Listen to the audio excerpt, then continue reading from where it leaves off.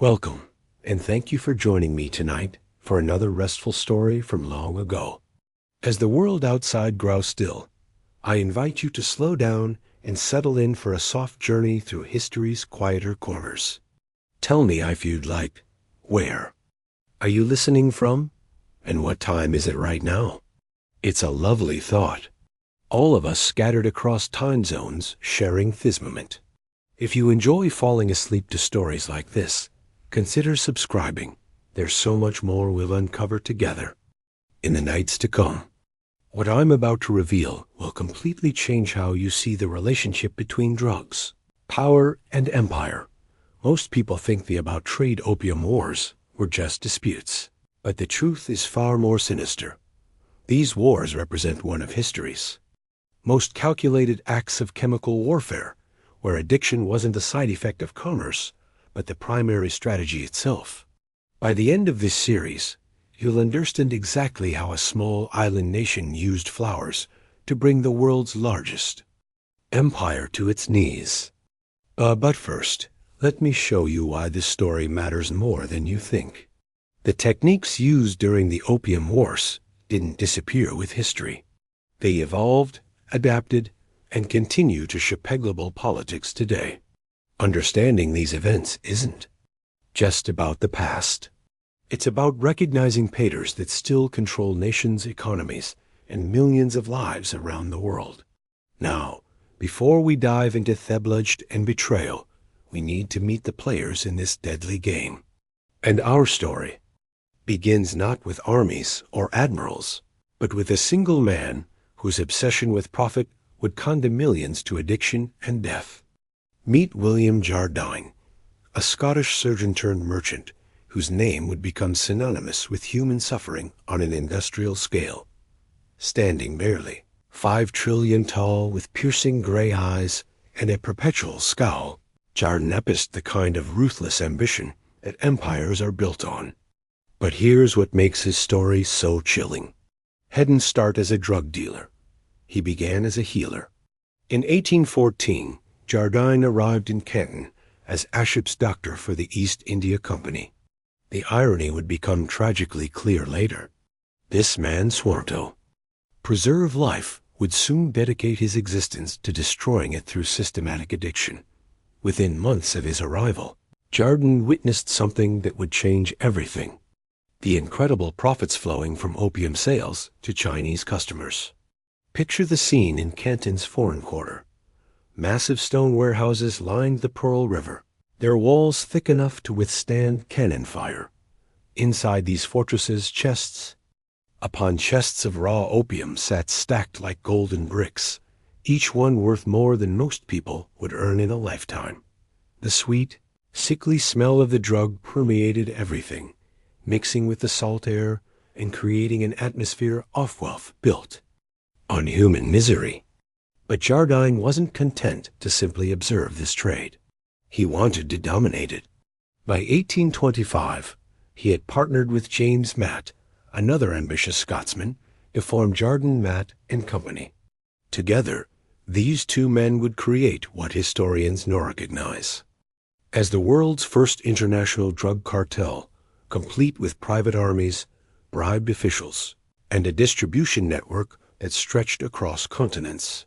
Here's where the story gets truly disturbing. Jardine and Matt didn't just sell opium.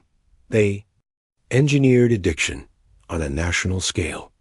They studied Chinese culture, identified the most vulnerable populations, and developed marketing strategies specifically designed to create lifelong customers. Wealthy merchants were their first targets, followed by government officials, and then the strategy expanded to include soldiers, laborers, and eventually entire communities. The process was methodical and horrifying. Jardine's agents would arrive in Chinese coastal towns bearing gifts of free opium samples. They'd host elaborate parties for local elites, serving the drug in ornate pipes while discussing business opportunities. Once addiction took hold, these new customers became unwitting sales agents, introducing opium to their friends, families, and business associates. Within months, entire social networks would collapse into drug dependency. But the true genius of Jardine's operation lay in its economic structure. Unlike traditional merchants who simply sold goods, Jardine created a system where addiction generated perpetual demand. Each new addict required increasingly larger quantities of opium to maintain their habit, creating a customer base that literally could not stop buying his product. The more successful his business became, the more human suffering it created. Meanwhile, 3,000 miles away in the poppy fields of Bengal, another crucial character was orchestrating his part in this deadly drama. Meet Francis Roden Hastings, the governor general of British India, whose administrative genius would turn opium production from a cottage industry into an industrial machine capable of supplying millions of addicts. Hastings faced a seemingly impossible challenge: how to extract maximum wealth from India while maintaining control over 300 million people with a relatively small British administrative force. His solution was brilliant in its simplicity and devastating in its consequences. He would turn India's agricultural rapacity into a weapon against China while generating enormous revenues for the British Empire. The transformation began in 1818 with Hastings' revolutionary approach to opium cultivation. Rather than relying on independent farmers who might sell to competitors, he implemented a monopoly system that controlled every aspect of production from seed to sale.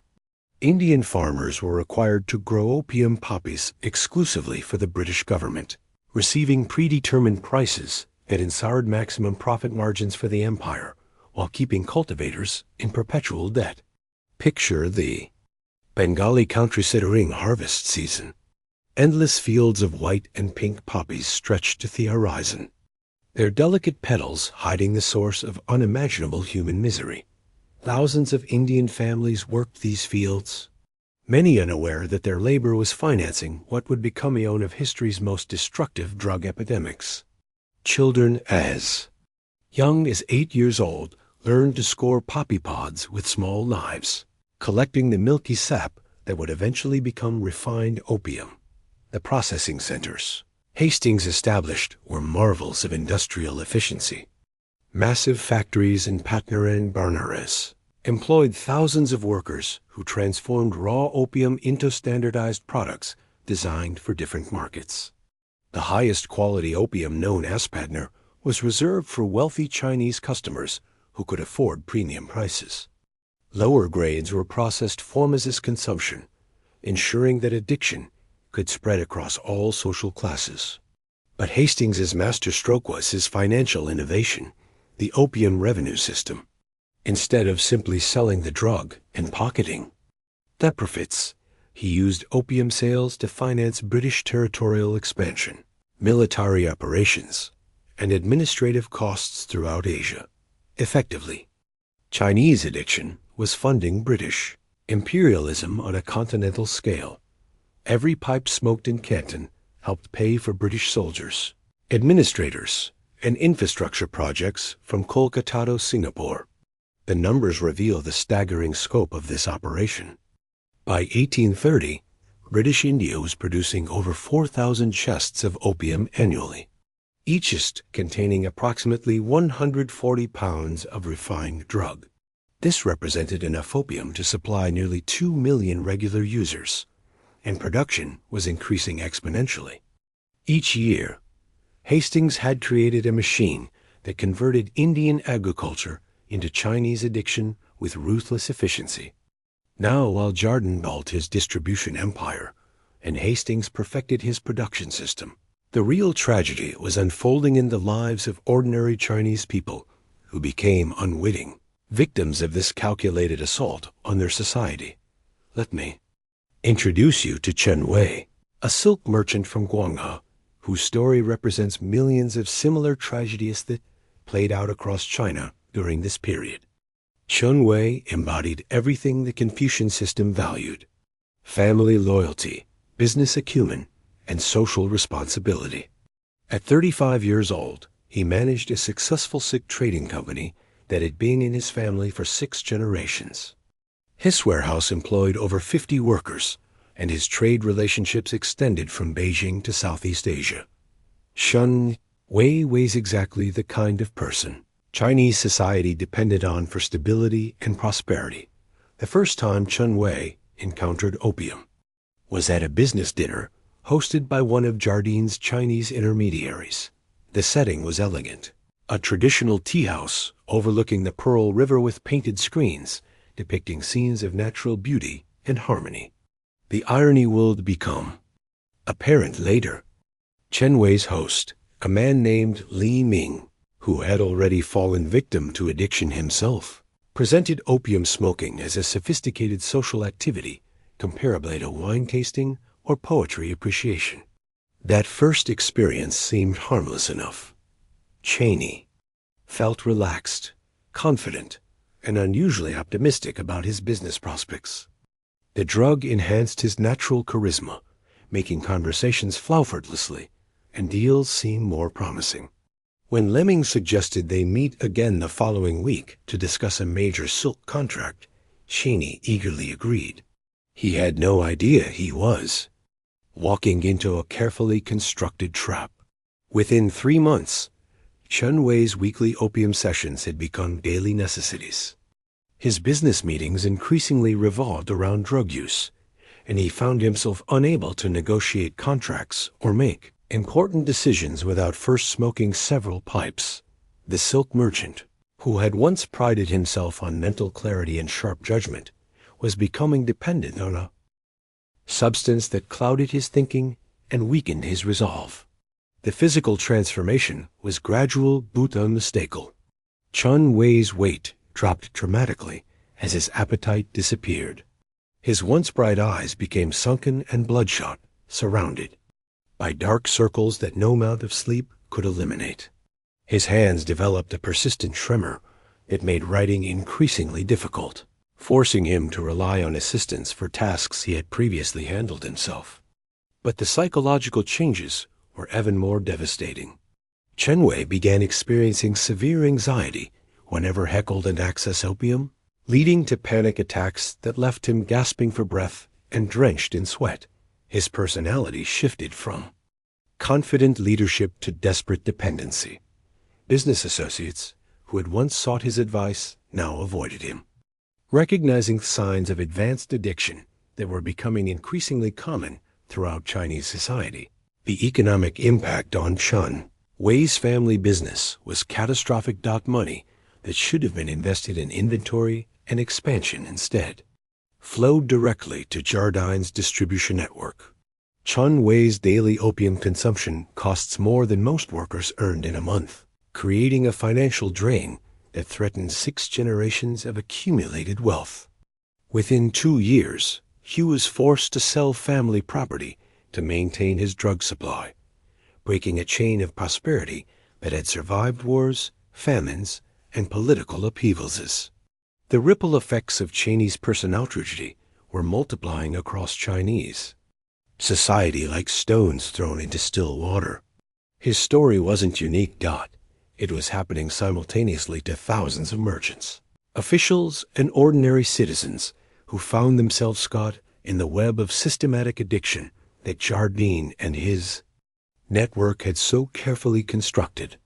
But Chen Wei's downfall represented something far more sinister than individual tragedy. His silk business had been a crucial link in China's internal trade network, connecting rural producers with urban markets and international buyers.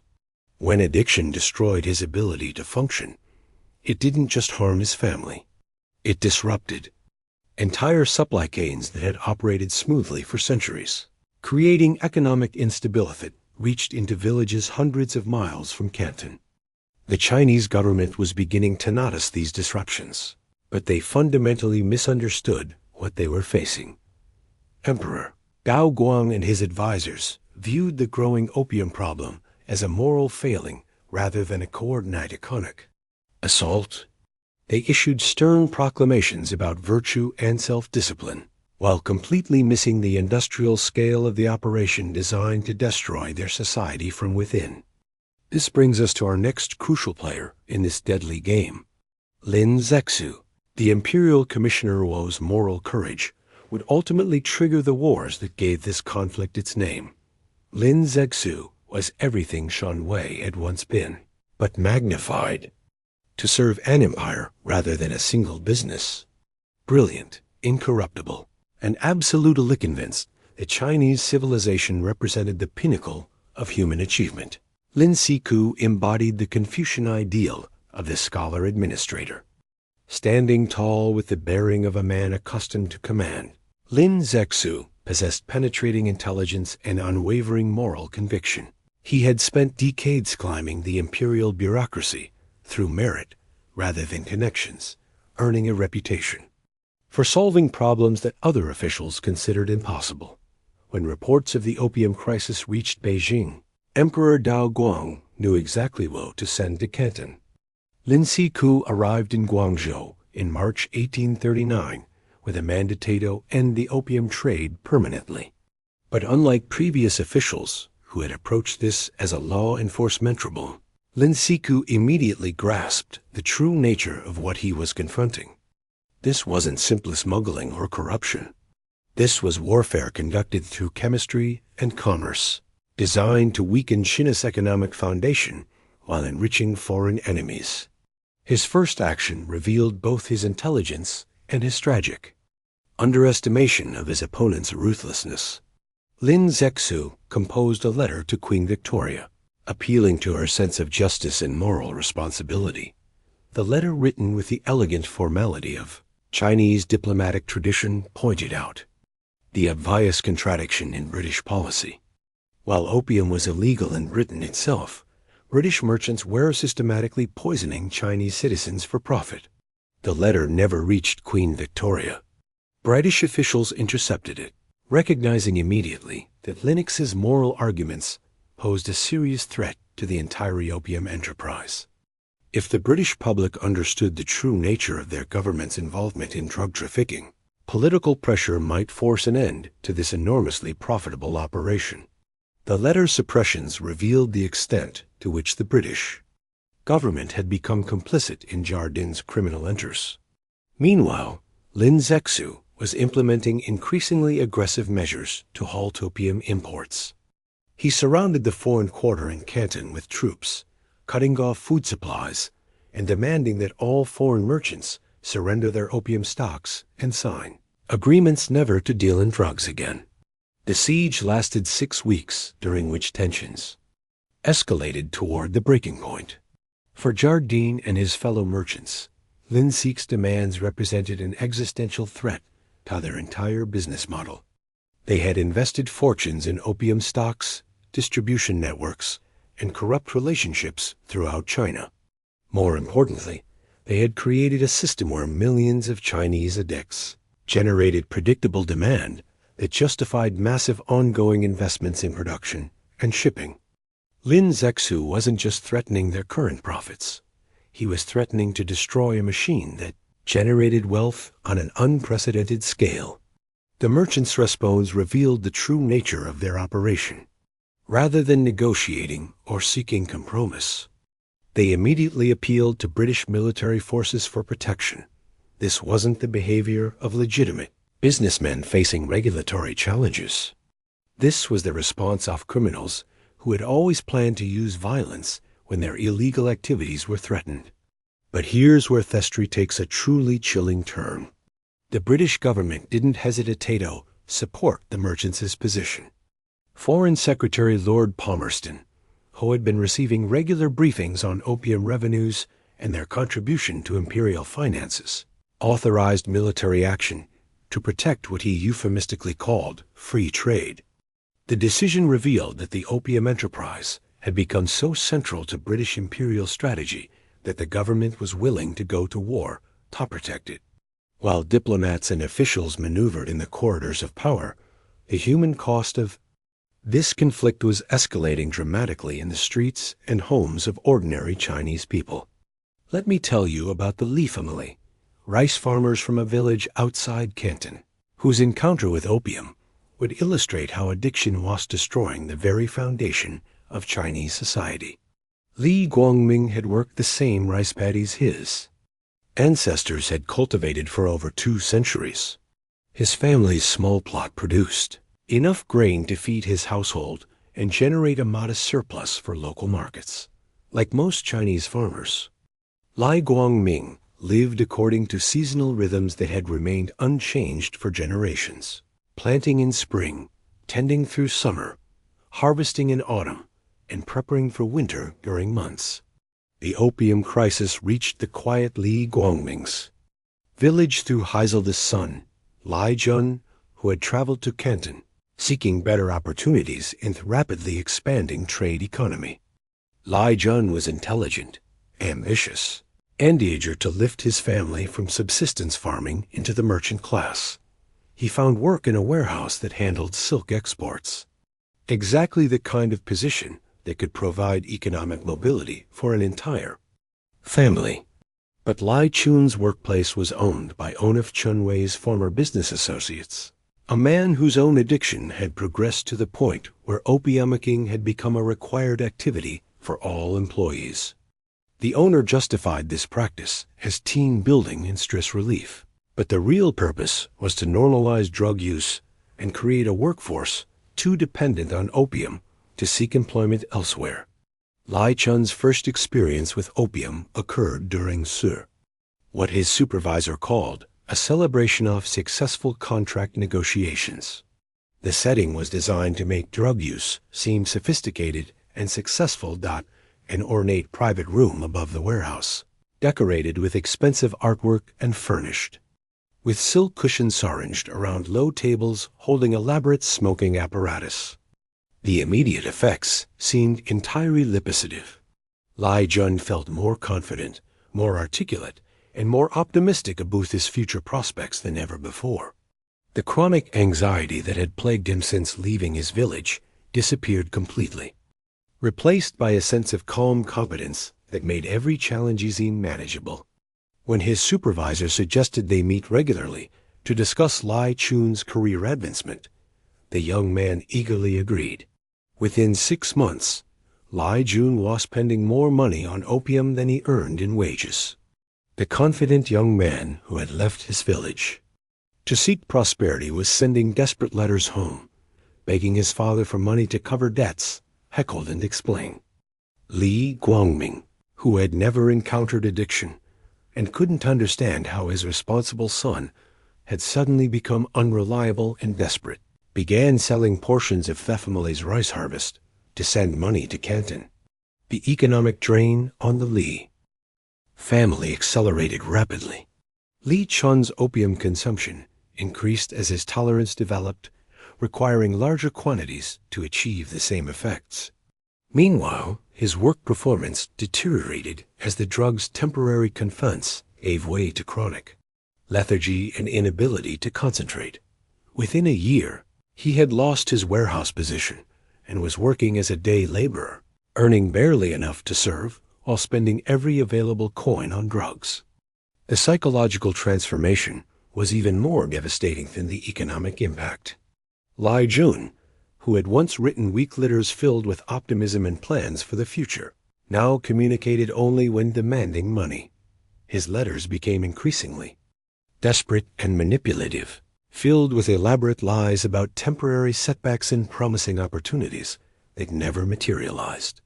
The loving son who had left to build a better life for his family was becoming a stranger who viewed his relatives solely as sources of funding for his addiction. Back in the village, Lai Guangming was facing impossible choices. His son's demands for money were increasing, just as the family's income was declining due to reduced rice production. Lai Guangming had been forced to sell portions of the harvest before it was fully mature, accepting lower prices to generate immediate cash for Lai Chun's mysterious expenses.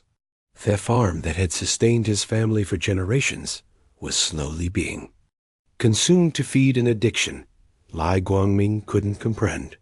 The social fabric of Lai Guangming's village was unraveling as similar stories played out in family after family.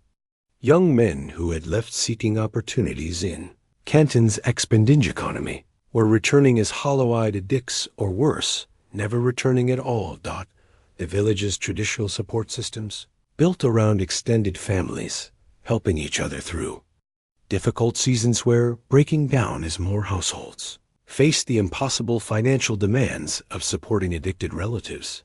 Village elders who had guided their community through floods, famines, and political upheavals found themselves helpless. Against this new threat, opium addiction couldn't be solved through traditional methods of collective action and mutual support. It was an individual affliction that isolated victims from their families and communities while draining resources that entire villages needed for survival. The Li family's tragedy was multiplying across rural China as the opium epidemic spread behind the coastal trading cities into the agricultural heartland that fed the empire. Farmers who had maintained their ancestral lands through centuries of warfare and natural disasters were losing everything to a drug they had never seen, distributed by foreigners they had never met for reasons they couldn't understand. This massive disruption of China's agricultural economy was exactly what Jardine and his associates had anticipated and planned for. A weakened, economically dependent China would be far more vulnerable to foreign commercial penetration and political influence. Every family destroyed by addiction represented not just human tragedy, but strategic advantage in the larger game of imperial competition. As spring arrived in 1840, the stage was set for the explosion of violence that would reshape the relationship between East and West for the next century. Lin Six's moral crusade was colliding with the British Empire's economic interests. While millions of Chinese families like the Laos were paying the price for decisions the Chenwei made in distant boardrooms and government devices, the first shots of what would become known as the Opium Wars were about to be fired. But the real battle had been raging for decades in the minds and bodies of ordinary people whose lives had become ammunition in a conflict between empires. But what Lin Siku discovered next would shatter any remaining illusions about the scope of the crisis he faced. Hidden in the foreign quarters warehouses were over 20,000 chests of opium, representing enough refined drug dough to supply every adult male in several Chinese provinces for an entire year. The sheer volume revealed that this wasn't opportunistic smuggling by rogue merchants. This was industrial calicecum warfare disguised as commerce. Standing before these mountains of wooden chests, each stamped with the seal of the British East India Company, Lin Zaku finally understood the true magnitude of what he was confronting. These weren't just drugs. They were weapons of mass destruction, carefully manufactured and strategically deployed to weaken Chinese society from within. The realization filled him with a cold fury that would drive everything he did next. Lin Zexu's decision to destroy the entire opium stockpile would trigger the First Opium War, but his reasoning was impeccable from a strategic standpoint. Allowing the drugs to enter Chinese markets would accelerate the addiction epidemic that was already devastating communities across the empire. Returning them to the merchants would simply delay the problem while signaling weakness to foreign powers, who were testing China's resolve. The destruction process took 23 days and created one of history's most surreal spectacles. Thousands of Chinese workers dug enormous trenches along the shoreline, then mixed the confiscated opium with salt water and lime before washing the toxic slurry into the sea. Local fishermen reported that the water turned black for miles, and the sweet cloying smell of dissolved opium hung over the Pearl River Delta like a funeral shroud. But while Lin Zexu was eliminating the immediate threat, the forces he had set in motion were gathering strength far beyond his control in London. News of opium destruction reached Parliament just as the British government was facing a severe financial crisis. Their revenues from Indian opium sales had become so crucial to imperial finances that losing this income threatened to destabilize the entire colonial system. Chancellor of the Exchequer Thomas Spring Rice presented the cabinet with figures that revealed the true scope of their dependence on drug profits. Opium revenues were financing nearly 30% of the British administration in India, while also generating enormous tax income through duties on related trade goods. The numbers showed that the British Empire had become in effect a massive criminal enterprise, dependent on drug trafficking for its basic operations. The decision to go to war wasn't made by military leaders or foreign policy experts. It was made by accountants who calculated that the cost of military action would be far less than the financial losses from allowing China to successfully ban opium imports. This reveals something crucial about the nature of imperialism. It wasn't driven by grand strategic visions or cultural superiority complexes. It was driven by spreadsheets and profit margins. Meanwhile, in the opium dens of Canton, the destruction of the foreign stockpile was creating a humanitarian crisis. Fate exposed the true horror of mass addiction. Thousands of Chinese users who had become completely dependent on daily opium consumption were suddenly cut off from their supply, triggering withdrawal symptoms that overwhelmed the city's medical facilities. Dr. Wang Shuhan, a traditional Chinese physician who had trained at the Imperial Medical Academy in Beijing, found himself treating withdrawal cases unlike anything described in classical medical texts. Patients arrived at his clinic in states of complete physical and psychological collapse, violent tremors, uncontrollable violent hallucinations, and a desperation so intense it drove normally rational people to attempt suicide rather than endure the agony of detoxification. What made Dr. Wang's situation even more tragic was his gradual realization that many of his patients had originally begun using opium on the advice of other physicians who had been deceived by Jardin's marketing campaigns. Foreign merchants had distributed pamphlets throughout Canton claiming that opium possessed miraculous healing properties, capable of treating everything from chronic pain to digestive disorders. Respected Chinese doctors had recommended the drug to their patients based on these fraudulent claims. The withdrawal crisis revealed the true scope of addiction in Chinese society. Dr. Wang's clinic, designed to serve a neighborhood of perhaps 5,000 residents, was overwhelmed by over 800 patients suffering from opium withdrawal. Similar scenes were playing out across Canton as the sudden supply disruption forced the hidden epidemic into the open for the first time. But the most disturbing cases Dr. Wang encountered were the children. Entire families had become addicted together, with parents introducing opium to their children as young as 10 years old, either to share in their own escape from reality or because withdrawal made them incapable of caring for their offspring properly. These child addicts were experiencing devastating damage that would affect them for the rest of their lives. Creating a generation of Chinese youth's potential had been systematically destroyed by foreign drug dealers. The human cost of Lin Xix's opium destruction was immediate and visible, but the political consequences were building toward an explosion that would shape global power relationships. A Governor-General in Calland was receiving increasingly frantic reports from British merchants whose entire business model had just been shattered by Lin Xix's actions. The merchants weren't just facing temporary losses. They had borrowed enormous sums of money to finance their opium operations with loans, secured against future drug sales that could no longer be completed. Many of the most prominent British trading houses in Asia were facing immediate bankruptcy, which will trigger a financial crisis throughout the colonial system. William Jardine himself had sailed for London months before Lin Xix's crackdown, anticipating exactly this scenario and preparing to lobby the British government for military intervention. His timing was perfect. Jardine arrived in London just as news of the opium destruction was creating panic in financial markets, and he found government officials desperate for expert advice on how to respond to this unprecedented challenge. Jardine's presentations to cabinet ministers were masterpieces of manipulation, carefully designed to frame the opium crisis in terms that would justify military action. He never mentioned addiction, human suffering, or the moral arguments that Lin Zexu had raised in his letter to Queen Victoria.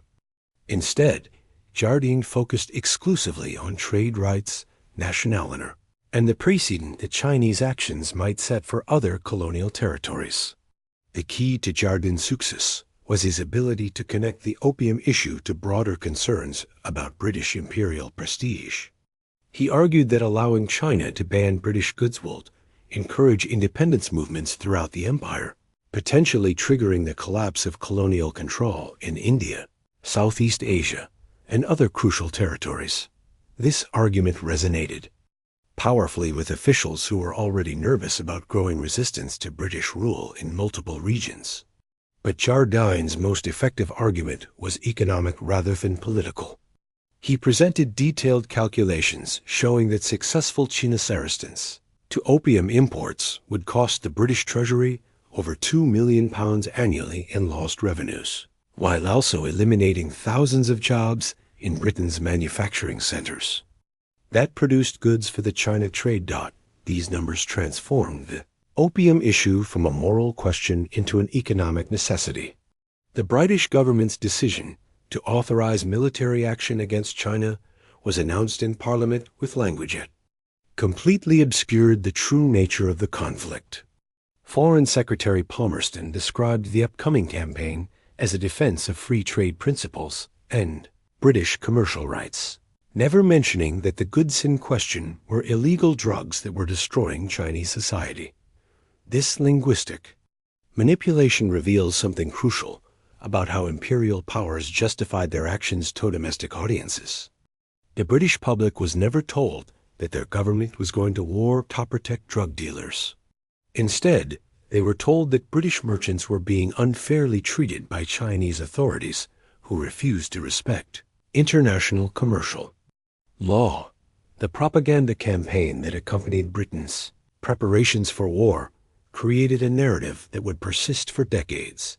China was portrayed as a backward, xenophobic nation that refused to engage with the modern world, while Britain represented progress, free trade, and international law.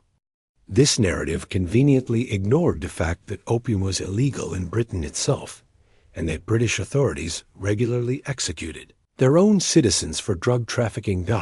As British naval forces began assembling in Indian ports for the journey to Chinese waters, the human tragedy that had started with individual stories like Chen Wei and Lai Jun was expanding into a catastrophe that would affect millions of lives.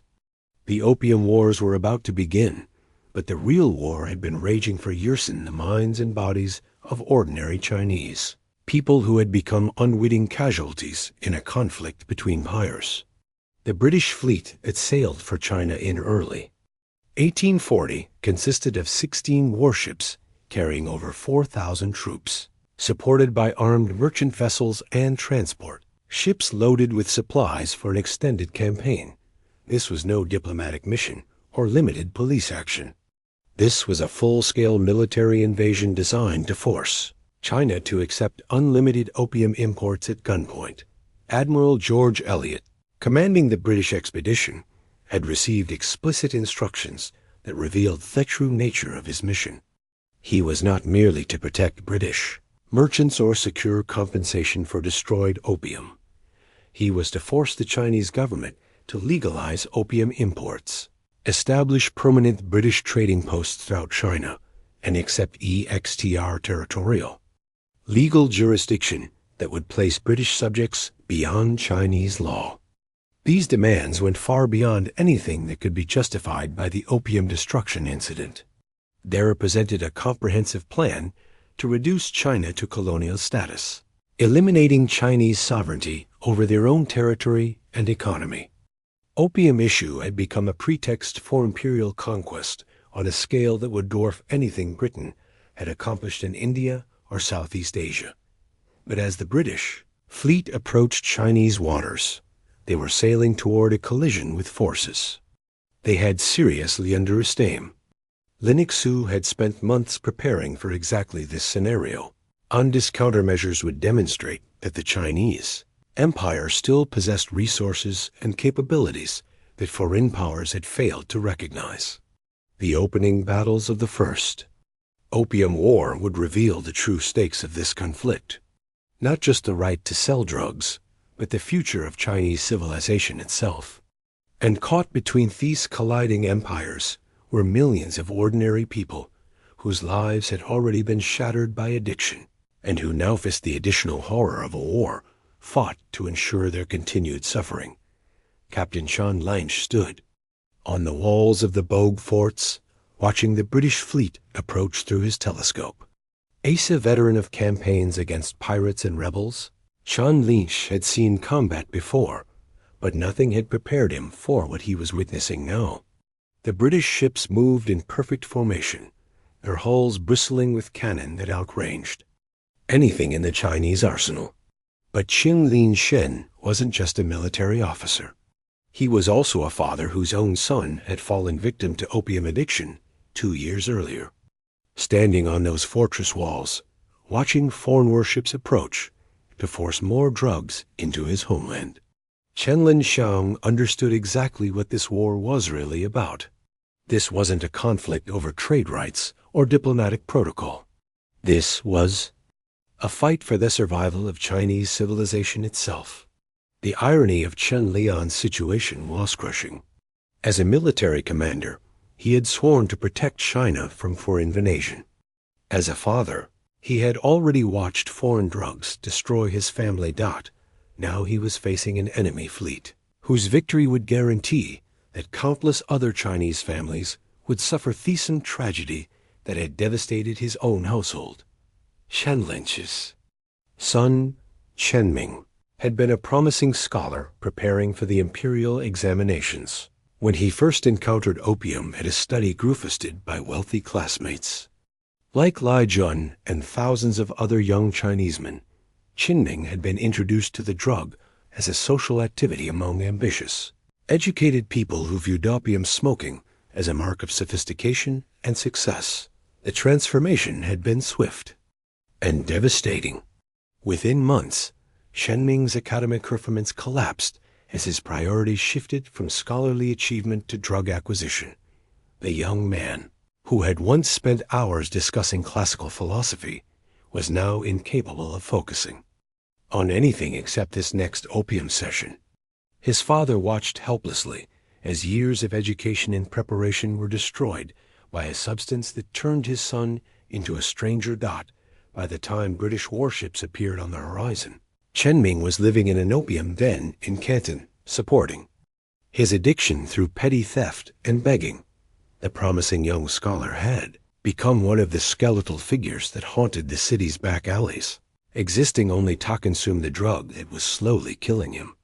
Chen Lynch knew that a brightish victory would mean that thousands of other fathers would watch their sons follow the same path to destruction. The personal stakes for Chinese military commanders like Qin Lin Shen were unlike anything their British opponents could comprehend. British officers were fighting for career advancement, imperial glory, and commercial profits. Chinese commanders were fighting to prevent the systematic poisoning of their own people by foreign drug dealers, backed by foreign armies. This fundamental difference in motivation would shape everything that followed in the Opium Wars. The British were conducting a business operation supported by military force. The Chinese were fighting for cultural and physical survival against an enemy that had already demonstrated its willingness to destroy entire communities for profit. As the British fleet moved into position to attack the Bogue forts, Chen Linzhen was preparing his men for a battle they had little hope of winning with conventional tactics. The technological gap between British and Chinese military forces was enormous, but Chinese commanders had advantages that their enemies didn't recognize: intimate knowledge of local conditions, popular support from communities that had witnessed opium's destructive effects, and the desperate motivation that comes from defending one's homeland against invasion. The first naval engagement between British and Chinese forces would demonstrate both the military superiority that made British victory inevitable and the moral courage that made Chinese resistance admirable despite its futility. But more importantly, it would reveal how the pursuit of drug profits had transformed international relations into a form of organized crime conducted by nation-states. When the British fleet opened fire on the Bogue forts, they weren't just attacking Chinese military installations. They were announcing to the world that the British Empire was willing to use military force to protect drug trafficking operations that were destroying millions of lives. The cannons that shattered Shenlin's fortifications were firing in defense of William Jardin's opium warehouses and the addiction epidemic that generated his profits. The Battle of the Bogue would last only a few hours, but its consequences would reshape Asian politics for the next century. Chinese resistance, heroic but hopeless, against superior British firepower, would delay but not prevent the ultimate outcome. A treaty that would force China to accept unlimited opium imports while paying Britain compensation for the destroyed drugs that Lin Siku had eliminated to protect his people. But as smoke rose from the shattered Chinese forts and British Marines prepared to advance on Canton, the real victors in this conflict were neither the British Empire nor Chinese civilization. The real winners were the drug dealers whose products had created the crisis and who would now enjoy military protection for their criminal enterprises. The First Opium War was ending before it had properly begun. But the addiction epidemic that had triggered this conflict was just reaching its full destructive potential.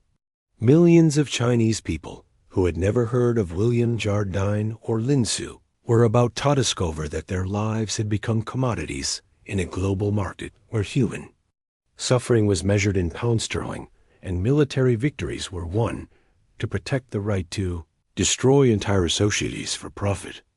The destruction of Chen Linseng's fortress marked more than just a military defeat. It represented the moment when drug trafficking officially became British foreign policy. As Chinese cannons fell silent and smoke drifted across the Pearl River, something unprecedented in human history was taking shape. An empire using military force to protect its right to poison another civilization for profit. But here's what makes this story even more chilling. The British victory at the Bogue wasn't the end of Chinese resistance. It was the beginning of a systematic campaign to break every institution that might oppose the expansion of opium addiction.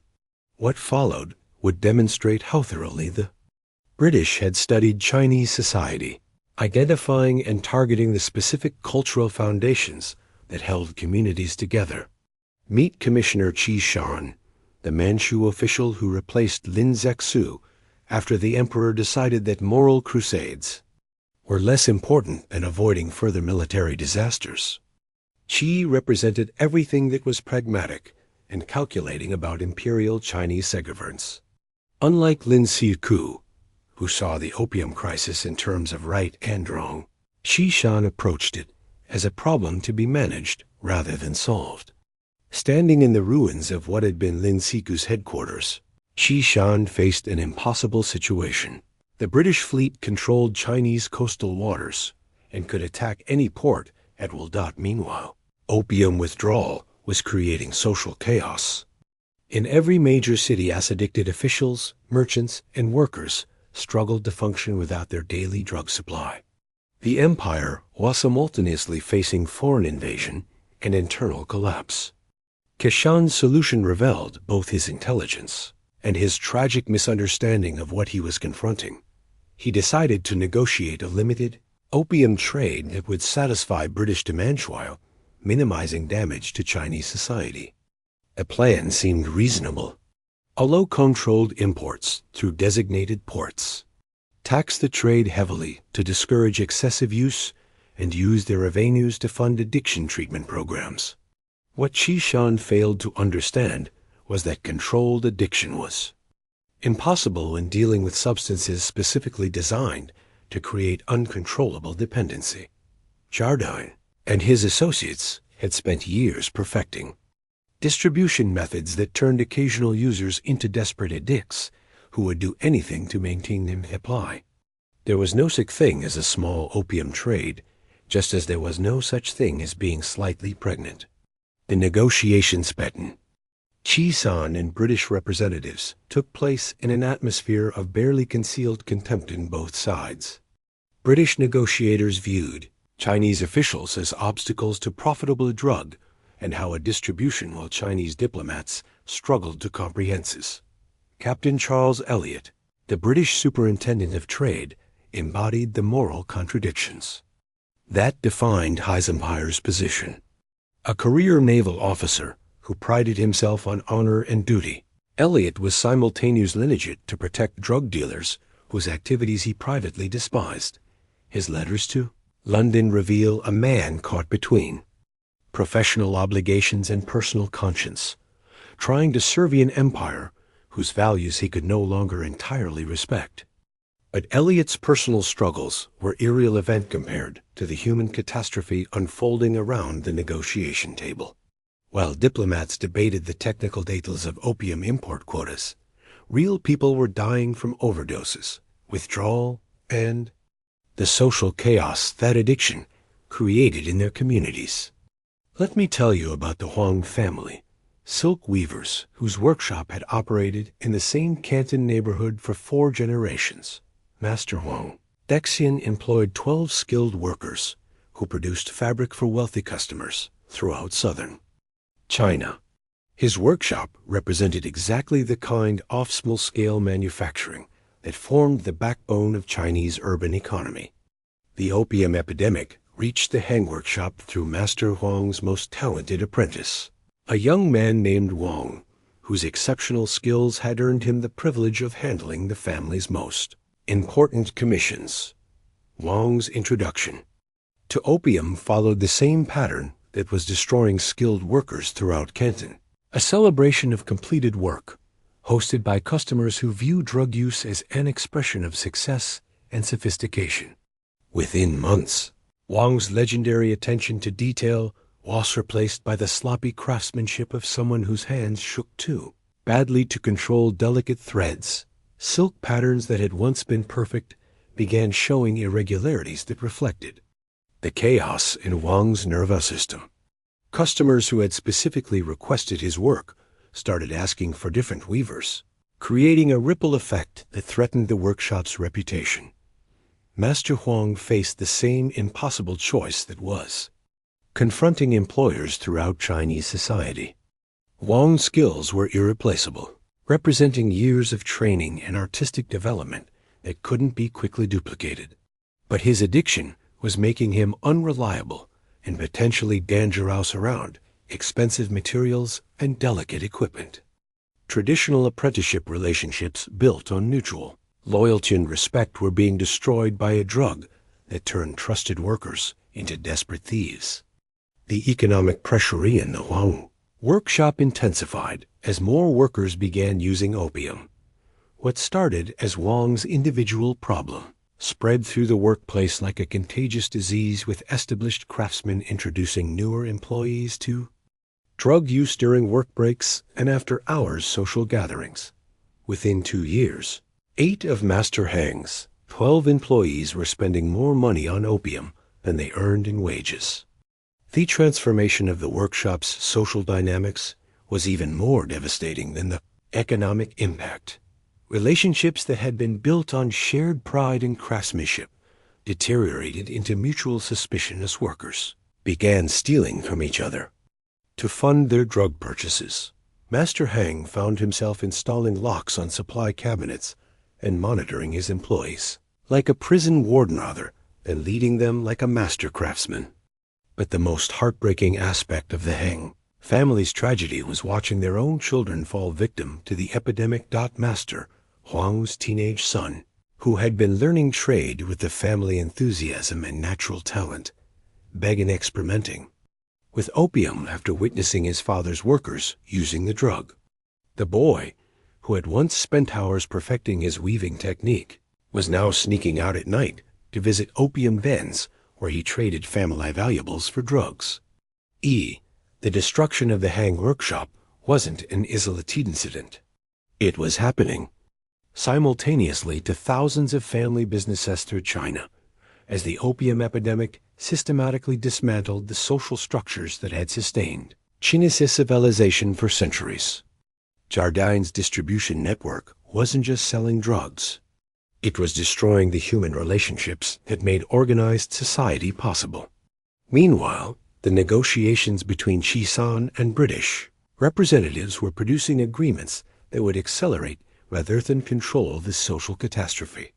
The Convention of Chuanbi, signed in January 1841, represented Chisan's attempt to find a compromise that would satisfy British demands while limiting damage to Chinese society. The agreement was a masterpiece of wishful thinking that completely misunderstood the nature of addiction as both a medical condition and a business model. Under the convention's terms, Britain would receive Hong Kong as a permanent trading base, plus $6 million in compensation for the opium that Lin Zixu had destroyed. More importantly, British merchants would enjoy EXTR, territorial legal protection, meaning that drug dealers could operate in Chinese territory without being subject to Chinese law. This provision effectively legalized drug trafficking by making it impossible for Chinese authorities to prosecute foreign merchants who were poisoning Chinese citizens. Kashan's tragic miscalculation was believing that British drug dealers would voluntarily limit their operations to avoid destabilizing Chinese society. He failed to understand that destabilization was the point, not an unfortunate side effect. Jardine and his associates had specifically designed their distribution methods to create maximum social disruption, weakening Chinese institutions while generating maximum profits from human suffering. The convention also established a precedent that would shape international relations for the next century. Military force could be used to protect illegal drug trafficking if the profits were sufficiently large and the victims sufficiently powerless. This principle would be applied repeatedly throughout the colonial period whenever indigenous populations attempted to restrict the import of substances that were destroying their societies. But even as Chishan was signing agreements that he hoped would end the crisis, new players were entering the game with strategies that would make Jardine's operation look restrained by comparison. Meet Dent and Company, Jardine's primary competitor in the opium trade, whose approach to market expansion would introduce innovations in drug distribution that maximize both addiction rates and profit margins. Lancelot Dent had watched Jardine's success with the calculating eye of someone who understood that first-mover advantages in illegal markets were temporary. While Jardine had focused on wealthier band customers who could afford premium prices, Dent recognized that the real money lay in mass-market distribution to China's enormous rural population.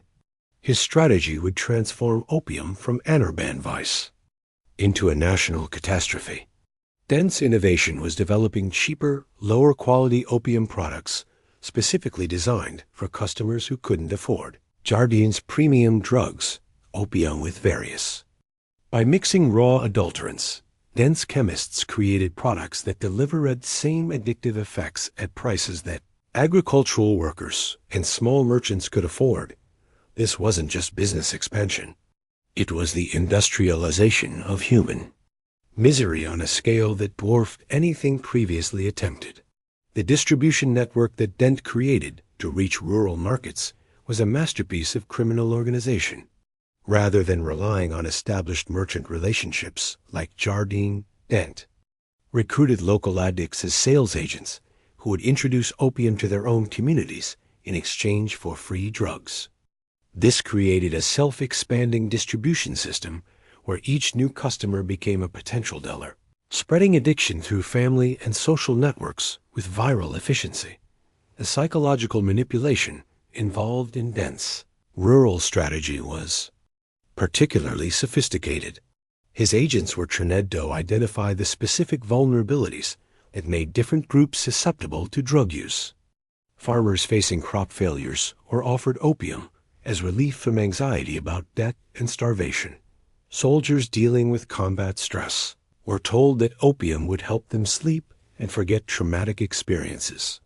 Women struggling with domestic violence were promised that drugs would provide escape from unbearable situations.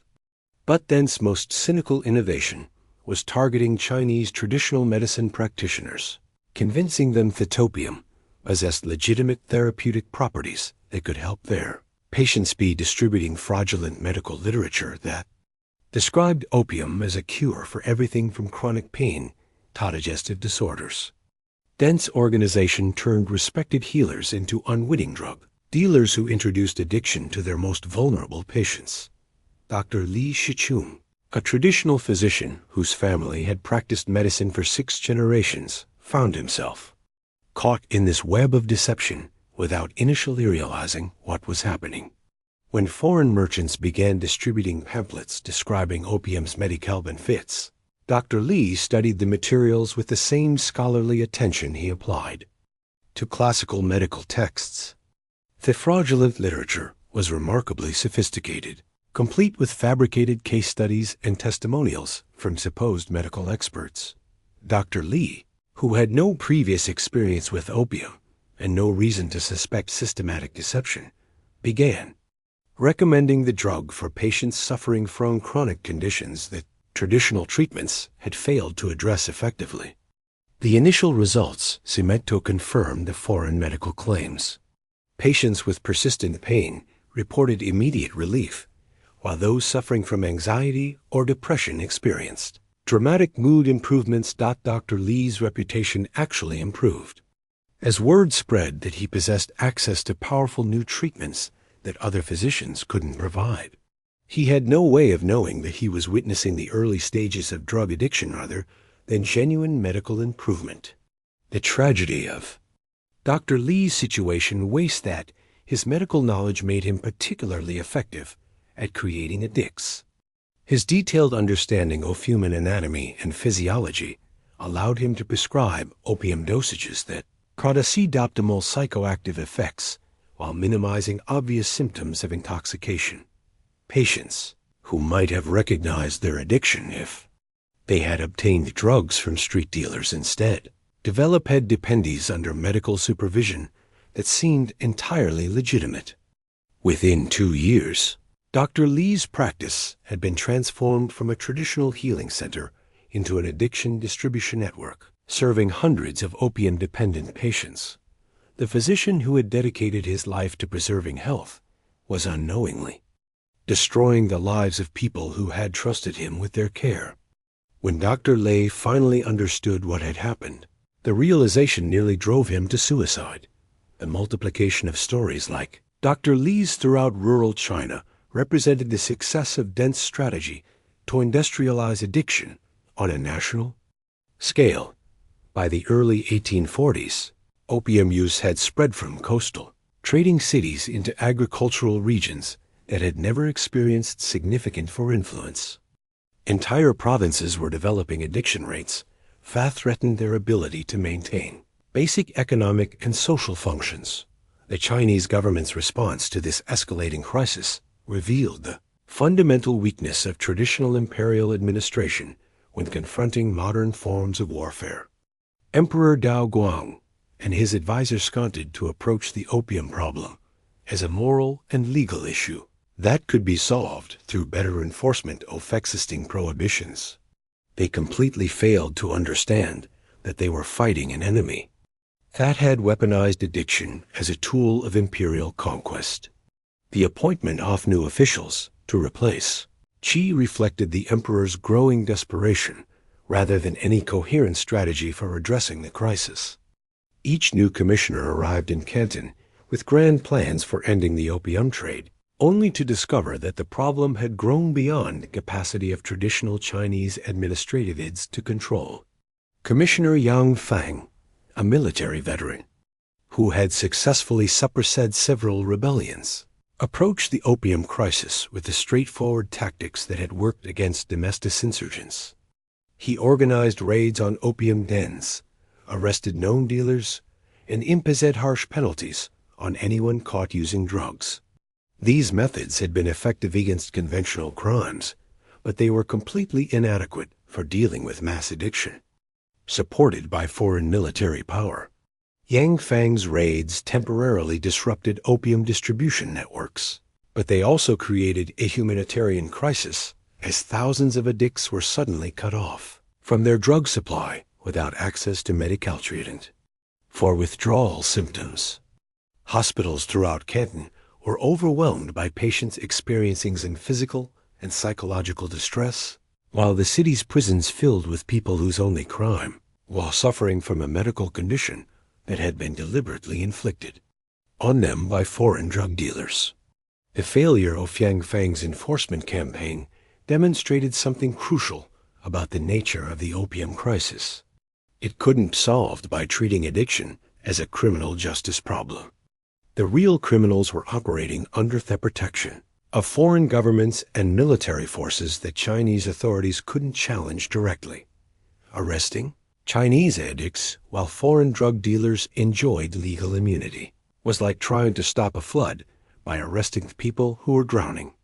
But Yang Fang's most devastating discovery was the extent to which opium addiction had penetrated Chinese government institutions themselves. When he attempted to organize a comprehensive attack on drug trafficking, Yang Fang found that many of the officials he needed to implement the campaign were themselves addicted to opium and dependent on relationships with foreign dealers. The corruption wasn't simply a matter of officials taking bribes, though that was certainly happening. On a massive scale, more insidiously, addiction had created a web of dependencies that made it impossible for Chinese administrators to function independently of the foreign networks that supplied their drugs. Officials who should have been enforcing anti-opium laws were instead protecting the dealers who kept them supplied with the substances they needed to get through each day. This administrative paralysis was exactly what Jardin and Ghent had anticipated when they began urging government officials as priority customers for their products that an addicted bureaucracy couldn't effectively oppose drug trafficking no matter what policies the emperor might decree from Beijing. Every level of Chinese government had been compromised by substances that turned public servants into clients of foreign criminal enterprises. The scope of governmental addiction became clear when Yang Fang attempted to audit the financial records of Canton's customs administration. Officials who should have been collecting duties on legitimate trade were instead facilitating opium smuggling in exchange for regular drug payments. The imperial revenue system had been converted into a distribution network for substances that were destroying the empire from within. Yang Fang's reports to Beijing described a situation that was almost impossible for traditional Chinese political thinking to comprehend. The empire was being conquered not by foreign armies, but by foreign merchants who had turned addiction into a weapon of mass destruction. The Confucian political philosophy that had guided Chinese governance for over 2 millennia provided no framework for understanding or responding to this type of assault. The emperor's response to Yang Fang's reports revealed the intellectual limitations that made Chinese resistance to foreign drug trafficking ultimately ineffective. Rather than acknowledging that China was facing a new form of warfare that required new defensive strategies, Emperor Dao Guang continued to frame the crisis in traditional terms of moral corruption and administrative failure. The imperial edicts that followed Yang Fang's reports called for renewed commitment to Confucian values and stricter enforcement of existing laws, but they provided no practical solutions for dealing with addiction as a medical condition or foreign drug trafficking as an act of war. Chinese political culture was simply unprepared to recognize that substances could be used as weapons or that foreign powers might deliberately target civilian populations with addictive drugs. This conceptual failure had practical consequences that extended far beyond the opium crisis itself. Chinese inability to understand modern forms of economic and psychological warfare would handicap their responses to foreign aggression throughout the colonial period. The same intellectual frameworks that made opium addiction incomprehensible would later prevent effective responses to other forms of imperial penetration. Meanwhile, British military forces were consolidating their control over Chinese coastal waters and preparing for the next phase of operations that would force China to accept not just opium imports, but a complete restructuring of their relationship with foreign powers. The First Opium War was evolving from a conflict over drug trafficking into a comprehensive assault on Chinese sovereignty. Admiral George Elliot had received new instructions from London that revealed the true scope of British ambitions in China. The opium issue had provided a convenient pretext for military action, but the real goal was establishing British commercial and political dominance throughout East Asia. Every Chinese defeat strengthened Britain's position for demanding concessions. That would transform China from an independent empire into a semi-colonial dependency. The British strategy was methodical and comprehensive. Rather than simply occupying Chinese territory, British forces were systematically destroying the military and economic infrastructure that made Chinese resistance possible. Coastal fortifications were demolished, naval yards were burned, and commercial facilities were seized or destroyed to prevent their use by Chinese forces. But the most devastating aspect of British operations was their deliberate targeting of civilian infrastructure that had no military significance. Granaries that fed urban populations were destroyed to create food shortages that would pressure Chinese authorities to negotiate. Irrigation systems that supported agricultural production were damaged to reduce tax revenues that funded China's military forces. These tactics violated every principle of civilized warfare, but they were highly effective at breaking Chinese will to resist. The human cost of these operations was enormous, but it was carefully hidden from British public opinion through censorship and propaganda that portrayed the campaign as a limited police action against Chinese aggression. British newspapers reported military victories without mentioning the civilian casualties or the destruction of non-military targets that made those victories possible.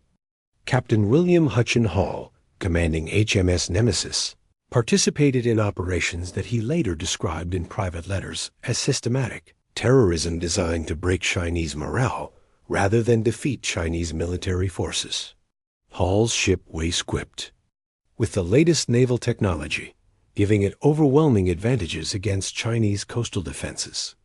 But the real purpose of its missions was demonstrating British willingness to use unlimited violence against civilian targets. The psychological impact of these demonstrations was exactly what British strategists had intended. Chinese officials, who witnessed the destruction of their coastal cities, understood that resistance would bring even greater suffering to their people, while submission might at least limit the damage to manageable levels. This calculation would shape Chinese negotiating positions throughout the remainder of the conflict. But while British military operations were achieving their immediate objectives, they were also creating long-term consequences that would destabilize East Asian politics for generations. That precedent of using military force to protect drug trafficking would be applied repeatedly throughout the colonial period, normalizing the use of violence to maintain commercial relationships that were fundamentally excellent. More immediately, British military success was accelerating the expansion of opium addiction throughout Chinese society. Each new port that fell under British control became a distribution center for drugs that spread inland along trade routes and river systems. Military conquest and addiction epidemic were reinforcing each other in a cycle that was systematically destroying Chinese social organization. The town of Ningbo, captured by British forces in October 1841, illustrates how military occupation facilitated drug distribution. Within weeks of the British takeover, opium dealers had established operations throughout the city, targeting local merchants, artisans, and even Chinese soldiers who had surrendered rather than face annihilation by superior British firepower. Jiang Mingshan, a Ningbo merchant who had initially welcomed the British occupation as an end to the uncertainty of warfare, found himself confronting a situation far worse than military defeat. The foreign merchant arrived with British military protection weren't interested in legitimate trade relationships. They were focused exclusively on creating as many opium addicts as possible, U.S. thoughts that deliberately targeted the most vulnerable members of Chinese society. Jiang Mingshan watched his own neighborhood transform as addiction spread from household to household like a plague. Families that had maintained their prosperity through generations of careful management were destroyed within months as breadwinners spent their earnings on drugs instead of food and shelter. Children who should have been attending school were instead scavenging for anything they could sell to suppress their parents' addictions. The social fabric that had held Ningbo together was unraveling as addiction destroyed the relationships of mutual obligation and respect that made community life possible. Traditional authority figures lost their influence as addiction created new power structures based on access to drugs rather than wisdom, experience, or moral character. Criminal organizations that had never existed in Ningbo began emerging to serve the growing market for illegal substances and the violence that drug trafficking inevitably generated. But perhaps the most disturbing aspect of Ningbo's transformation was the speed with which normal people adapted to abnormal circumstances. Jiang Mingshan found himself accepting levels of humanity that would have been unthinkable before the British occupation simply because the alternative was confronting a reality too horrible to acknowledge. The psychological defense mechanisms that allowed individuals to cope with trauma were enabling entire communities to normalize their own destruction. This normalization of catastrophe was occurring throughout British-occupied China as addiction became so widespread that it began to seem like a natural part of human existence rather than a deliberately inflicted condition. Communities that had never experienced addictive drug use were developing the social institutions and cultural practices that made mass addiction manageable rather than addressing its root causes. The economic adaptations were particularly revealing. Traditional Chinese commerce had been based on long-term relationships built through reputation and mutual benefit. But opium addiction created markets where short-term desperation replaced long-term planning, where customers will pay any price for immediate relief from withdrawal symptoms, and where normal commercial ethics became obstacles to profit maximization. Jiang Mingshan found himself forced to choose the commercial relationships that had sustained his addicts, who would promise anything to obtain between mating his traditional business practices and adapt that turned trustworthy people into comp to the new economic reality that British occupation had created. Customers who had unsolicited liars and thieves. The transformation of individually throughout British-occupied territory creating a new family's business for decades were being destroyed by substances. Merchants like Jiang Mingshan was multiple. Being reliable partners where no desperate credit but could never fulfill their obligations was emerging in places like Ningbo wool beyond the opium trade itself affecting every aspect of commercial control. The British model of occupation, that and social life in regions under foreign economic system based on exploitation rather than mutual benefit. This system would eventually extend far victims of imperial aggression. It provided for other potential opium wars demonstrated that even the world of British success in China was the lesson the most important consequence application of addiction as a weapon of war. This resistance to foreign domination, but indigenous populations, showed signs of effective civilization, could be brought to submission through the systematic tobe replicated throughout Asia and Africa colonial control. The combination of military force and tool of imperial administration used whenever systematic addiction would become a standard powers, adopted similar strategies for as other Europeans' largest and most sophisticated print would influence imperial strategies throughout the colonial period, normalizing the use of substances. As 1841 drew to a close, the tools of political control pattern that would define the remainder of the military resistance was Opium Wars had been established. Chinese heroic Buthopolis against superior British technology and tactics. Chinese administrative responses were sophisticated, but irrelevant to the real nature of the crisis they faced. And Chinese society was being systematically destroyed by substances that turned normal people into desperate customers for foreign criminal enterprises. The human cost of this degrowing exponentially with conflict was already enormous in each British victory. Millions of Chinese people who had never heard of William Jardine or Lord Palmerston were discovering that their lives had become commodities in a global market where suffering was measured in pounds. Sterling and empires were built on the systematic destruction of human potential. But the story was far from over. The First Opium War would end with Chinese defeat and humiliation. But it would also set the stage for even more devastating conflicts, as China's struggle chaos that addiction had create throughout dealing with the internal their society.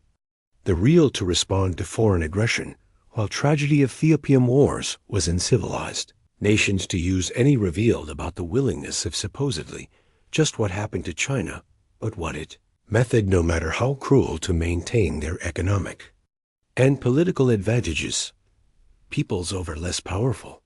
The Treaty of Nanking, signed in August 1842, represented far more than Chinese military defeat. It was the moment when drug trafficking officially became international law, protected by treaties that future generations would force to honor. Standing aboard HMS Cornwallis in Nanking Harbor, British negotiator Sir Henry Pottinger was finalizing agreements that would guarantee British drug dealers permanent access to Chinese markets while making it illegal for Chinese authorities to interfere with their operations. The treaty's language was carefully crafted to obscure its true purpose. There was no direct mention of opium, no acknowledgement that Britain had gone to war to protect drug trafficking, and no recognition that millions of Chinese people were suffering from addiction that British merchants had deliberately created.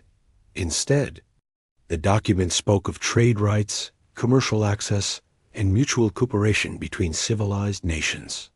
But the practical effects were crystal clear to everyone involved. British merchants would enjoy extraterritorial legal protection, meaning they could distribute illegal drugs without fear of prosecution by Chinese courts. Hong Kong would become a permanent British colony, providing an unassailable base for drug smuggling operations. And China would pay 21 million silver dollars in war reparations, effectively comping Britain for the costs of military operations designed to force drugs into Chinese society. The most devastating clause required China to open 5 additional ports to British trade, creating new entry points for opium distribution that would spread addiction into regions that had previously been protected by geography and isolation. Canton, Amoy, Fuzhou, Ningbo, and Shanghai would become centers of foreign drug trafficking, each one serving as a hub for distribution networks that reached deep into China's interior. Sir Henry Pottinger understood exactly what he was accomplishing. His private correspondence reveals a man who viewed the treaty not as a diplomatic agreement between equals, but as the terms of surrender imposed on a defeated enemy's continued existence depended on British tolerance. The language of mutual respect was pure theater designed to make the arrangements palatable to international opinion. The Chinese negotiators faced an impossible situation. Imperial Commissioner Qing, who had replaced the disgraced Qi Shan, knew that refusing British terms would bring renewed military attacks that China had no capacity to resist. But accepting those terms would legitimize the systematic poisoning of Chinese society while making it illegal for Chinese authorities to protect their own people. Qing's decision to sign the treaty represented a form of moral surrender that went far beyond military defeat. He was acknowledging that Chinese civilization lacked the power to prevent foreign merchants from destroying Chinese communities for profit.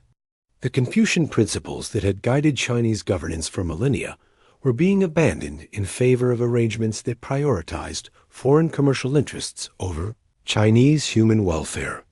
The signing ceremony itself was designed to demonstrate Chinese submission to British authority. Qing was required to perform the traditional kowtow before British officials, symbolically acknowledging that China had become subordinate to foreign powers. It could dictate the terms of Chinese existence.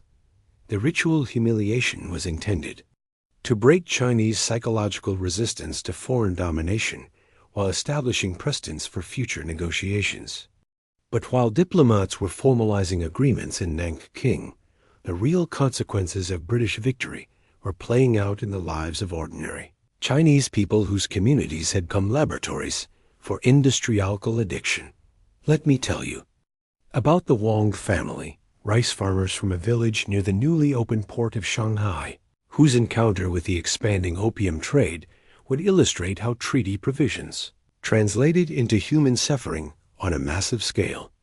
Wang Jiabao had worked his family's rice paddies for 30 years, maintaining agricultural practices that had sustained his ancestors for countless generations. His farm produced enough grain to feed his household, while generating modest surpluses that could be sold in local markets during good harvests. Like most Chinese farmers, Wang Ji lived according to seasonal rhythms that connected him to natural cycles and community traditions that had remained stable for centuries. But the transformation of Shanghai from a small trading town into a major international port brought dramatic changes to Wang Jiabao's region. Foreign merchants arrived with capital and connections that disrupted traditional economic relations, while new transportation networks made it profitable to ship goods over distances that had previously been economically prohibitive. Initially, these changes seemed beneficial to local farmers who could now sell their products in expanded markets at higher prices. But the foreign merchants who were reshaping Shanghai's economy weren't primarily interested in legitimate trade. Goods like rice and silk. They were focused on establishing distribution networks for opium that could reach the millions of potential customers who lived in the Yangtze River Valley. Every new transportation route, every expanded market connection, and every commercial relations they developed was ultimately designed to facilitate drug trafficking on an unprecedented scale. Wang Zhi's first direct encounter with this hidden agenda came through his eldest son, Wang Ming, who had begun working as a porter at Shanghai's rapidly expanding docks. The job seemed like an excellent opportunity for a young man with limited education to earn steady wages while learning about modern commerce. Wang Ming was intelligent, hard-working, and eager to help his family benefit from the economic opportunities that foreign trade was creating in their region. FedEx work exposed Wang Ming to a cosmopolitan environment unlike anything he had previously experienced. Foreign sailors from Britain, India, and Southeast Asia mixed with Chinese merchants, local laborers, and government officials in an atmosphere of constant activity and seeming blended commercial possibilities. For a young man from a farming village, the Shanghai waterfront represented a version that was exciting and modern about China's changing relationship with the outside world. But Wang Ming was working in facilities that had been specifically designed to facilitate opium smuggling while maintaining the appearance of legitimate commercial operations.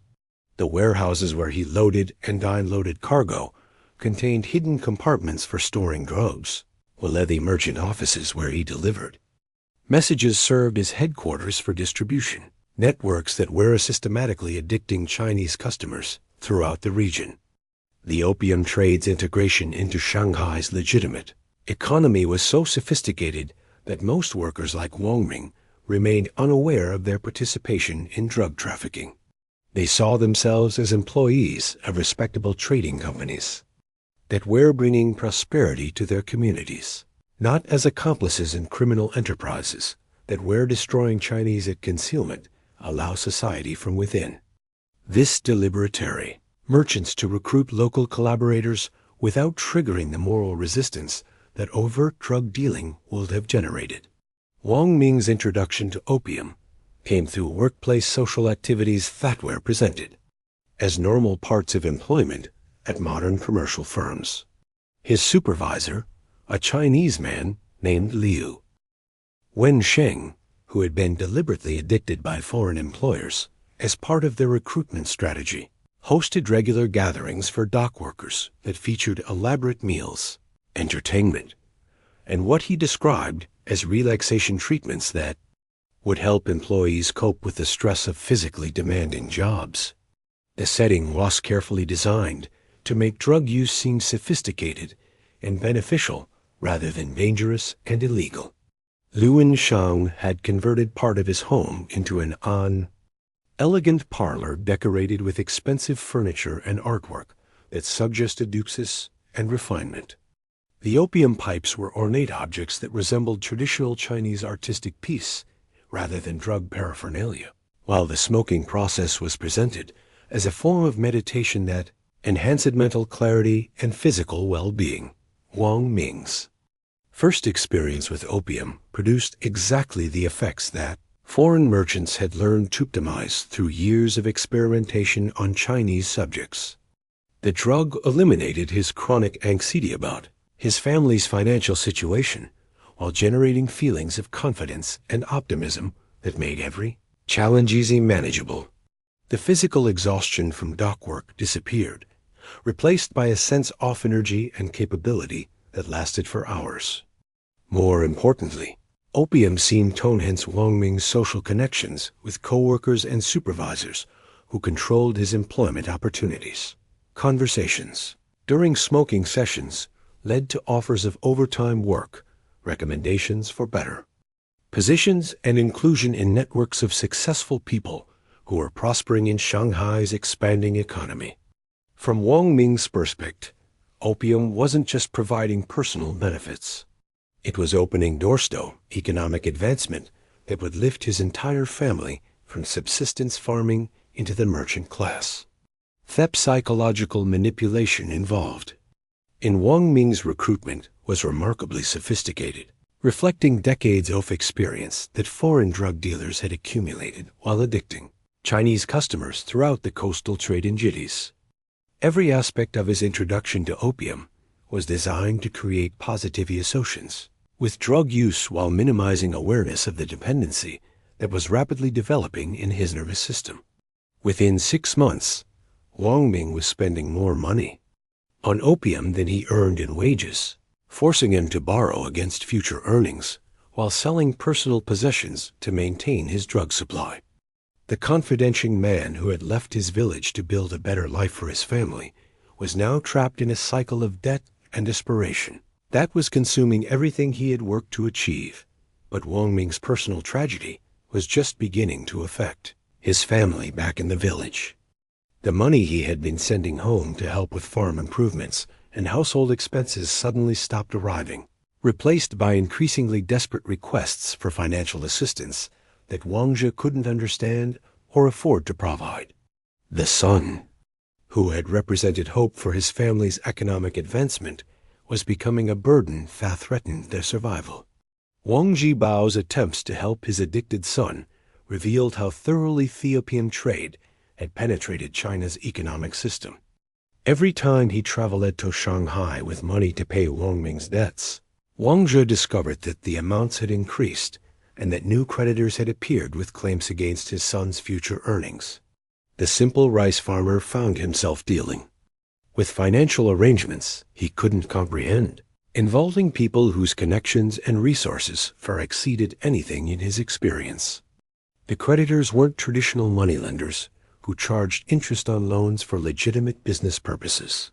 They were representatives of criminal organizations that specialized in trapping Chinese addicts in debt, relationships that could never be satisfied through conventional means.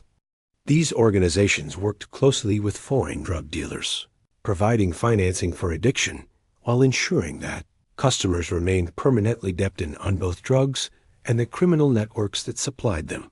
Wang Zhe's rice farm, which had sustained his family for generations, was gradually being consumed to feed his son's addiction and the usurious interest rates that criminal organizations charged for their services. Land that had never been mortgaged or sold was now being used as collateral for debts that increased faster than any agricultural income could satisfy. The economic foundation that had supported his family for centuries was being destroyed by substances and financial arrangements that had been deliberately designed to extract maximum wealth from Chinese victims. The social consequences were equally devastating. Wang Zhe's neighbors, who had once respected his family's reputation for reliability and hard work, began avoiding interactions that might involve them in the financial chaos that addiction had created. Traditional support networks that helped farming communities survive difficult seasons were breaking down as more families faced similar crises, involving addicted relatives whose problems exceed the capacity of local resources to address.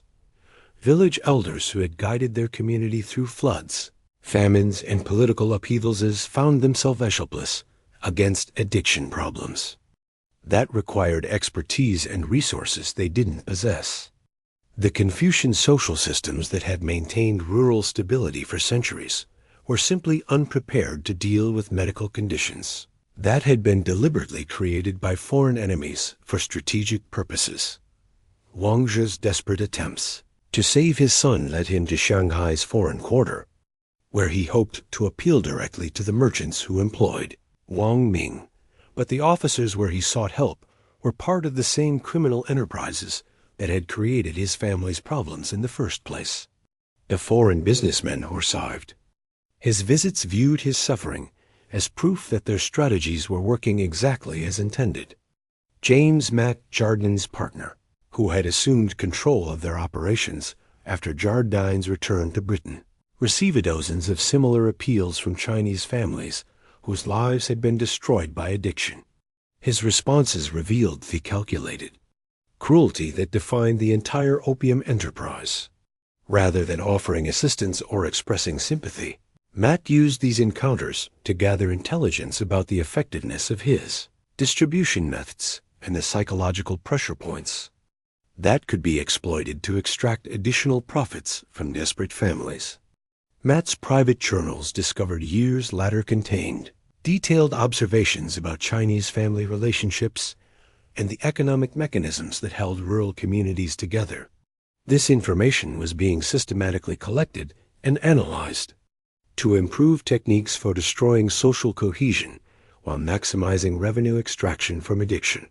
Every family tragedy like the Wangs was contributing data to a criminal enterprise that was constantly refining its methods for inflicting human suffering on an industrial scale. The Treaty of Nanking had made this systematic destruction of Chinese society completely legal under international law, while providing military protection for the merchants who were conducting it. Wang Zhe's appeals for help weren't just being ignored by individual criminals. They were being dismissed by representatives of a system that had official government backing from one of the world's most powerful empires. But the Wang family's tragedy was multiplying throughout the regions surrounding Shanghai and the other newly opened ports. Each new distribution center created expanding networks of addiction that reached deeper into China's interior, destroying agricultural communities that had never experienced significant foreign contact. The treaty that diplomats had signed in Nanking was being implemented through the systematic destruction of millions of individual lives.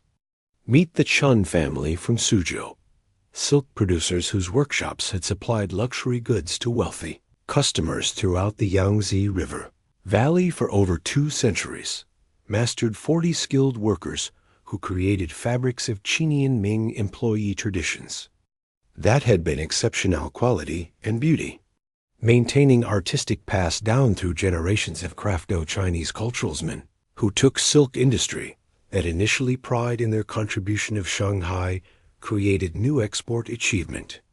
The opening opportunities for Suzhou seemed like tremendous advantages for established zhuzhus like Master Chun.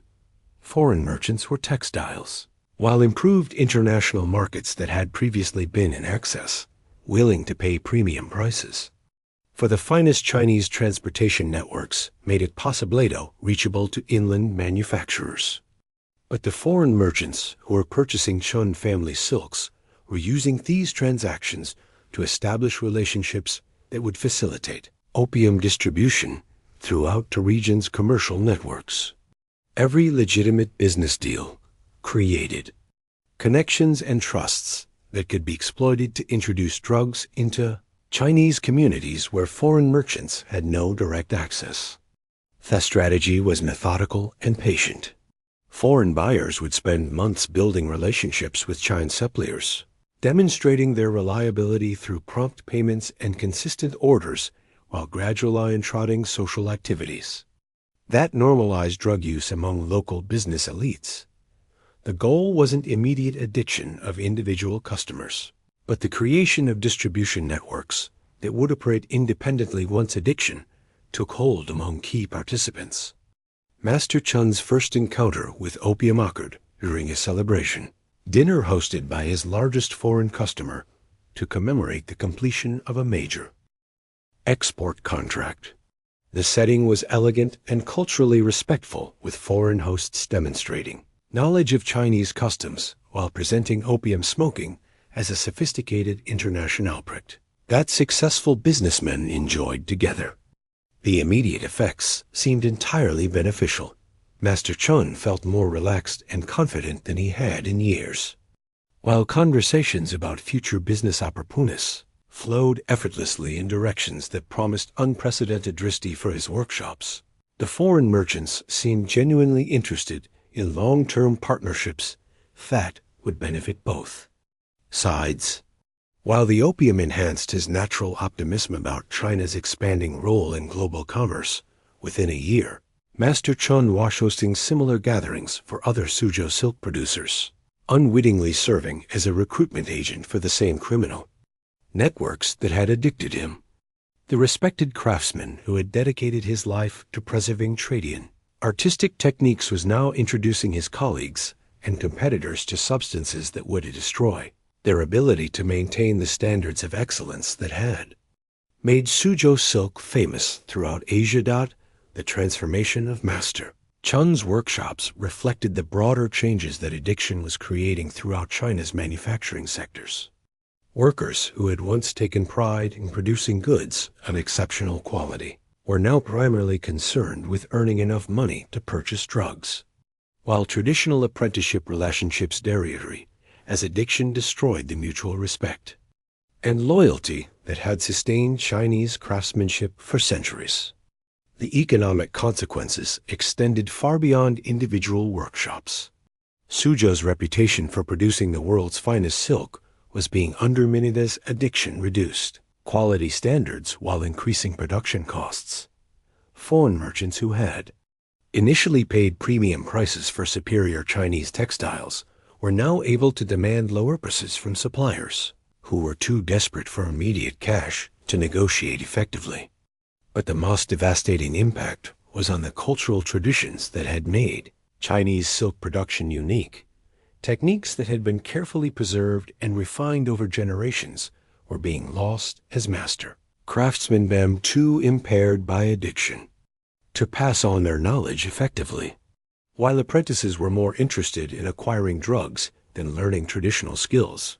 The destruction of artistic traditions represented a form of cultural warfare that went beyond economic exploitation. Foreign drug dealers weren't just extracting wealth from Chinese society.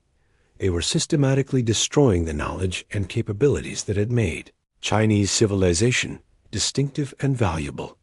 Every addicted craftsman represented centuries of accumulated human achievement that was being sacrificed to feed foreign profits. This pattern was replicating throughout China's traditional industries as addiction spread along the commercial networks that connected manufacturing centers with the newly opened treaty ports. Portsmanship as the primary concern at artworks. Furniture replaced craftsmen producers. Metal ancestors had creative people whose citizens were all experiencing similar transformations as drugs makers and others skilled some of humanity's most beautiful and sophisticated objects. The Chinese government's response to these culturalises revealed the depth of their institutional paralysis when confronting grown forms of warfare. Imperial officials continued to issue proclamations about moral values while completely virtue and traditional, failing to address the foreign drug trafficking. That was making it impossible for Chinese craftsmen to maintain those traditions. Emperor Daozong's edicts, calling for renewed commitment to Confucian principles, were increasingly irrelevant to communities where addiction had destroyed the social relationships that made Confucian governance possible. Officials who should have begun implementing imperial policies were themselves dependent on substances that foreign enemies supplied, while local communities lacked the resources to address problems that required national-level responses. The administrativiste that had governed China for over 2 millennia was simply unprepared for adversaries who used addiction as a weapon of conquest. Traditional Chinese military and political strategies assumed that foreign threats would take recognizable forms that could be countered through conventional means. The possibility that enemies might attack Chinese society through commerce and chemistry had never been seriously considered by officials whose education focused on historical precedents rather than contemporary innovations. This conceptual blindness had practical consequences that extended throughout Chinese society. Local magistrates' horsed reports about community-wide addiction problems had no legal or administrative frameworks for addressing cases that combined medical, criminal, economic, and military elements. The specialized knowledge and resources required to combat systematic drug trafficking simply didn't exist within traditional Chinese governmental structures. Meanwhile, British merchants were expanding their operations into regions that had never experienced foreign influence, using the access rights guaranteed by the Treaty of Nanking to establish distribution networks throughout China's interior. The 5 newly opened ports were serving as launching points for penetration strategies that would eventually reach every major population center in the empire. The expansion process was systematic and coordinated. British merchants would arrive in a new region with capital and connections that allowed them to quickly local collaborators who could identify and recruit, facilitate drug distribution while providing intelligence about community leaders and social dynamics that might resist foreign influence. These recruitment efforts targeted specific individuals whose positions and personalities made them particular level for expanding addiction networks. Local merchants who were struggling with debt or facing business difficulties were offered seemingly generous partnership arrangements that provided immediate financial relief in exchange for future cooperation with interests. Government foreign commercial officials were dissatisfied with their careers or concerned about their family's economic security, were approached with opportunities to supplement their incomes through private consulting arrangements with foreign firms. Their recruitment strategies were sophisticated and patient, reflecting the industrial-scale planning that characterized the entire opium enterprise. Foreign merchants understood that successful penetration of Chinese society required careful cultivation of relationships and gradual introduction of dependency rather than aggressive tactics that would trigger resistance from community leaders or government authorities. But the ultimate goal was always the same: creating self-sustaining networks of addiction that would generate profits while weakening Chinese social cohesion and economic independence. Every new region that fell under foreign influence became a base for further expansion, while every new group of addicts provided both customers and recruitment agents for continued growth of the criminal enterprise. The human cost of this expansion was mounting exponentially as millions of Chinese people discovered that their lives had become commodities in a global market where suffering was systematically created and maintained for foreign profit. The Treaty of Nanking had legalized this process, while making it impossible for Chinese authorities to protect their own citizens from deliberate poisoning by foreign enemies. But perhaps the most chilling aspect of British strategy was its long-term vision. The merchants and officials, while implementing these policies, understood that they were creating dependencies that would last for generations, ensuring that Chinese society would remain subordinate to foreign interests long after the current generation of leaders had passed from the scene. Addiction was being used not just to extract immediate profits, but to permanently alter the relationship between Chinese civilization and the rest of the world. As 1843 began, the Second Opium War was still years in the future, but its causes were already being established through the systematic expansion of drug trafficking that the First War's treaties had made legal and profitable. Chinese resistance to foreign domination was being undermined through military defeat alone, but through the chemical conquest of minds and bodies that made resistance psychological impossible for growing numbers of people. The story of how addiction became a weapon of empire was entering its most devastating phase as foreign powers learned to use substances not just as commercial products, but as tools of political control that could reshape entire civilizations according to the interests of distant empires. The true horror of the Opium Wars wasn't just what they revealed about the willingness of supposedly from human suffering, but what civilized nations to profit. They demonstrated about the vulnerability of all societies to enemies who understood that the human mind itself could become a battlefield where wars were won through chemistry rather than courage. The expansion of British opium operations into China Shetland followed patterns that would become templates for colonial domination worldwide. But what makes this period particularly devastating is how foreign merchants refined their techniques for creating mass addiction, while Chinese society struggled to comprehend the nature of the assault they were facing. Picture the ancient city of Nanking in 1844, just 2 years after the treaty that bore its name had legalized foreign drug trafficking throughout China. The city that had once served as the imperial capital was now becoming a laboratory for testing new methods of addiction distribution designed to reach populations that had previously been protected by distance and tradition. Meet Wang Shao, a respected scholar and minor government official whose family had served the imperial bureaucracy for 6 generations. Wang Sai Shakin embodied everything that traditional Chinese education valued: classical learning, moral character, and dedication to public service. At 42 years old, he managed tax collection for 3 rural counties while maintaining a private school that prepared young men for the imperial examinations. Wang Shukeng's world began to change when foreign merchants arrived in Nanjing with documents from the British consulate authorizing them to establish trading operations throughout the region. These weren't the rough smugglers who had operated in Canton's back alleys during the early days of the opium trade.